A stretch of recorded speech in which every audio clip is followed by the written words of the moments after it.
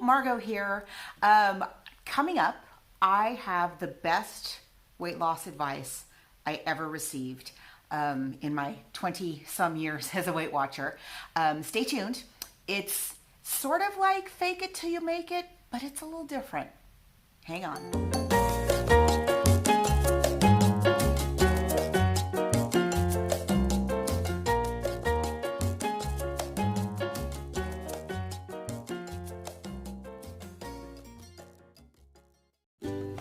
Hello everybody, Margo here. For those of you who are new, welcome. I hope you subscribe and like. And I wanted to share some advice because it's still January and we're still working towards our New Year's resolutions or goals or whatever you call them. I'm old-fashioned, so I still use the word resolutions. This is about the time of year, about the time of January, where we start to waver a little bit. So I thought I would share some advice that I am following right now. It is the best weight loss advice I have ever received. And you could actually use it for other parts of your life. But anyway, here's what it is. So I, for those of you who are new and don't know me, welcome. But I wanted to let you know that I have been a Weight Watcher for over 20 years now on many programs. I have lost over 70 pounds 3 times. Each time it took me a little over 3 years. And I didn't hit lifetime until the 3rd time. The previous 2 times that I got to my goal weight and I was there for like 40 minutes and then I got pregnant. I didn't make lifetime the first 2 times, but the 3rd time I was determined. I was absolutely going to, after I had a lot of years under my belt at that point, so to speak. And I thought, well, this time I'm going to make lifetime. I'm going to make goal and I'm going to make lifetime. And I am a very slow loser. That's why it took me 3 years each time. And I was at that point, where you're just like, I was like under 5 pounds to my goal weight. And the scale just stopped, screeched to a halt. And you might not be close to your goal weight, but maybe you're experiencing a plateau. You've lost a little milestone. Maybe it's 5 pounds, maybe it's 10 pounds, maybe it's 25 pounds, or maybe you're going into Wonderland for the first time. And sometimes when we get to those points, the scale has a way of going, and that was happening to me. So I was trying all kinds of stuff, let's stop eating my weekly points. Let's stop eating my activity points. Let's try having more vegetables. Let's try not having this food group or that food group. Let's try going to the gym. Let's try going to the gym even more. So-and-so is taking Body Pump and she's doing awesome. So I'm going to take Body Pump. I hate Body Pump, but I'm going to take it 3 times a week. The scale was not budging and the scale was not budging and the scale was not budging. And every week I would come in and I would get on the scale and I'd be like, oh, what is happening? And one week I finally just snapped. And my leader happened to be the one weighing me in that day. And I was like, I don't know what to do. I cannot possibly cut any more foods out of my daily diet. I cannot possibly spend 1 more minute in the gym. There's just not enough hours in the day for me to lose this last 4 pounds. I don't know what to do. It's driving me crazy. I'm taking these Body Pump classes. I'm not eating dairy. I'm not eating this. I'm not eating that. And she let me just kind of ramble on for a little bit. She's listened. She said, let me ask you something. She said, I'm going to take my magic fairy wand. And my leader actually had a magic fairy wand. She had this wand with like a star and like these sparkly little things coming off of it. She goes, so she actually pulled it out. I'm going to take my magical little fairy wand. I'm going to wave it. And we're going to say that not only are you at your goal weight, but let's say you already made lifetime. And you've been at lifetime for a year. It's like, okay. She said, so as somebody who's been at lifetime for a year, what does your life look like? How is it different than what you're doing today?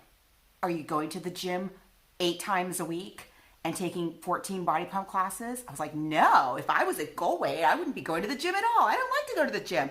I would find a way to be able to just walk and do the kind of exercise that I like. Okay. And if you were at your goal weight and you were lifetime for over a year, she said, would you never go out to a restaurant ever again with your friends? And I was like, no, I would find a way to make that work. If I went to a restaurant, then the next day I would kind of watch it a little bit. And, I had my goal lifestyle. I didn't realize this, but I had my goal lifestyle like completely mapped out in my mind. I knew what I was wearing. I knew what kind of exercise I was doing. I knew what I was eating and how I was celebrating things. And I knew everything.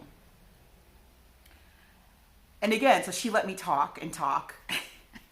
And she goes, okay, so it sounds like you have your goal lifestyle like pretty well figured out. I said, yeah, I do, but I just can't get there. And she said, well, if the scale didn't exist, is there anything actually stopping you from doing any of those things that you just said you would do if you were at your goal weight already? And I was like, no. No. Now, sometimes, yes, I understand, there was a point in my weight loss history where I couldn't get out of bed without holding onto the furniture, where, I couldn't just jump up out of bed and get started on my day, or I couldn't cross my legs, or I couldn't wear, I couldn't just go and buy any bracelets because I couldn't get them over my hands and around my wrists. There were certain physical limitations earlier on for me that, maybe would have interfered with my goal lifestyle. But at that point, most of the things that I was looking forward to, I could have been doing for years. And that never occurred to me before. And my leader said, okay, she's like, well, what if, if that's the goal is to live that lifestyle, how about you just try living that lifestyle for a while? And then let's see what the scale says. And I was like, can I do that? Yeah. So I said, okay, well, I'm going to try it for a little bit. I didn't believe her, so I'm going to try it for a little bit. So I did. I tried, skipping the gym and hitting the streets instead to walk. I like to listen to my music or listen to podcasts while I'm walking. That's my me time, right? I'm not really a gym person per se. I went out to eat with my friends, and then the rest of the time I kind of watched it and made sure to get enough water and all of those things. Pre-tracked things that I thought somebody at Lifetime, living at their goal weight would do. And first of all, I found I was having way more fun. I was much more relaxed, much less stressed. And yeah, eventually the scale caught up to me. So it's not exactly fake it till you make it, because you're not faking it. There's no faking. You're making it till you make it, I guess. You're making it and you're living your lifestyle. You're not letting the scale get in the way of what that goal represents, right? So again, and I said this I think in my last video, like there's nothing wrong with having weight loss goals, but it's really important if you are setting a weight loss goal to identify what that goal means to you, because it means different things to different people. It's not enough to say I want to lose 20 pounds. What does 20 pounds look like to you? What does it feel like, right? What are you doing when you're 20 pounds lighter? Is it different than, is it something you could be doing already? Maybe it is. And it's also important to identify, because if, again, what you're looking for may not come at 20 pounds. It might come at 10 pounds. It might come at 15 pounds. It might come at 30 pounds. So it's important to find the meaning behind the number and what it means to you, and make it till you make it. Just, think about, envision your goal, lifetime lifestyle, and look at your lifestyle today. And if there's something that you're not doing in your goal lifestyle that you think you could actually do now, why not try doing it? Why not spend a week living as though you're already there and seeing how that feels? It's good practice, because I'll tell you, I saw a lot of people get to their goal weight and never make it to Lifetime. People like me the first few times. And many times. And yet I think it's good to have practice at goal. And it's also a really great thing because plateaus can be so frustrating. It is a really nice way to kind of take some of the pressure off if you are in a plateau, or if you are trying to hit a big milestone, you just can't seem to get there.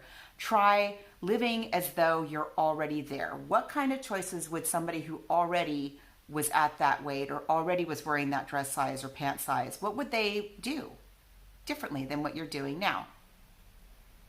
So that is the best weight loss advice I have ever gotten. And it works for lots of other things besides weight loss, but I wanted to share it with all of you because, as I mentioned, you know, last year, all of my New Year's resolutions had to do with my book. Oh, and by the way, the next video that's going to go up is about the book. So if you're watching for this video, you might not be interested in that. You don't have to watch it. Don't worry. I just post it here on YouTube so that I have like a home base so that I can share it on like on Facebook and stuff like that. So I appreciate your patience with that. But I lost my so last year all my goals were about the book. And I did a lot of eating on the road, and it was a lot of sitting and writing and working and research and all that kind of stuff. And so the scale kind of crept up for me. But now that the book is behind me and I did achieve, I think, pretty much all of my goals that I had for the book, starting with finishing it. Now that I've achieved those goals, I'm ready to get back to these other goals. And so starting right after Christmas, I didn't wait for January 1st, starting right after Christmas, I have been living as though I'm already there, tracking everything, still having fun with my friends, but being much more mindful and yeah, like, you know, going back to some of the things that I did when I was at Lifetime at Goal for so long, and seeing how I can fit them into my life the way it looks today, because my life is so drastically different over this past year. So that's about it for today, and I hope you're all well. Please don't be shy with your questions. I really appreciate your likes and subscribes, and I will talk to you very soon. Take care of yourselves. Bye.